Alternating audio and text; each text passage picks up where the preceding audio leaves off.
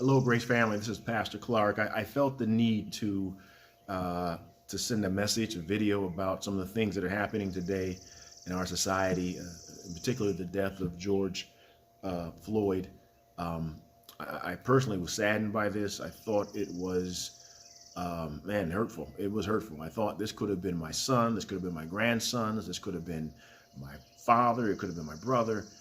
It could have been myself in this situation. It was tragic. It was senseless. And my prayers go out to him.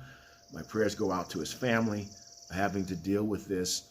And please understand, I believe that the majority of officers law enforcement personnel who serve faithfully are good people. They're good people. They do their jobs well. They care about the people that they are serving. And so I know policing is not an easy job.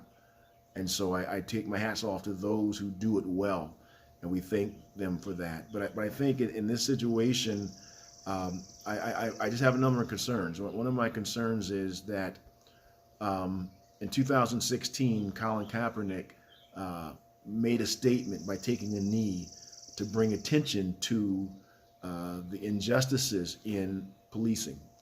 And as a result of his method, and I don't know if you agree with his method or not, I'm not saying I agreed with it, the method became more important than the message. The message got lost, and I believe it was intentionally displaced because we wanted to focus on the method and not focus on the message that he had, that there are injustices when it comes to policing, especially in with minorities.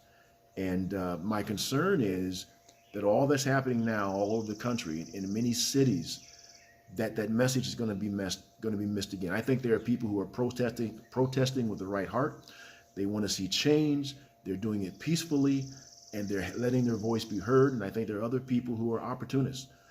They're just wanting to have their own agenda and not really concerned about George Floyd, but they have their own agenda. And I think because we're dealing with them, the message that needs to be heard by this country is being lost in the mayhem that's there. And I think that's sad. I think that's sad for the death of others for the people who have lost their lives. I think that is sad. I think there's a need for change.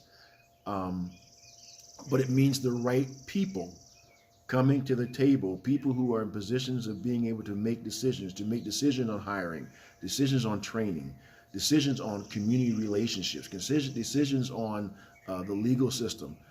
They've got to come together and see the need and allow themselves to hear the voices of people so that change can be made. Is this country going to be utopia? It's not going to be utopia. There's always going to be problems, but I think we can still make steps toward change. Now, as we think about that, what is the church's position? What's the church's role in this? I think everything that happens is an opportunity for the church to be the church. And I think one of the things we have to do is find out how to love people. We need to understand that our love is what's going to draw people. And we need, in this situation, Lord, how do we love people with the gospel of Jesus Christ and with the love of God?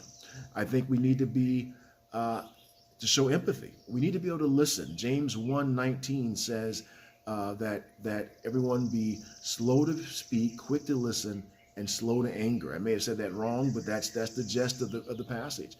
We need to be able to listen. There are people who are angry. There are people who are hurting. There are people who are frustrated because of the way things are being handled, and we need to be able to listen with empathy. It doesn't mean we have to agree. It doesn't mean we have to understand or have gone through what they're going through, but we need to have an ear of empathy. And I also think we need to pray. We need to pray at this time. We need to pray for the gospel to go forward. We need to pray for people's hearts. We need to pray for those people in decision-making positions, that they would come together and make changes. We need to pray for the family of George Floyd and the other families. We need to pray for the family of these officers. We need to pray for justice to happen. I think we need to make it a matter of prayer. And then we need to show fruit. How can we begin to serve? I had a friend that went down on the mall, and he said there were all kind of people down there. He ran into a group, and it wasn't a church group. They asked him to church. They went out from church, but they were passing out waters. And he said they were out churching the church. And so we need to look for ways that we can serve people and how we get involved and be vehicles in God's hand of prayer and of change. I want to tell you, I love you. I'm praying for you, and let's see what God can do through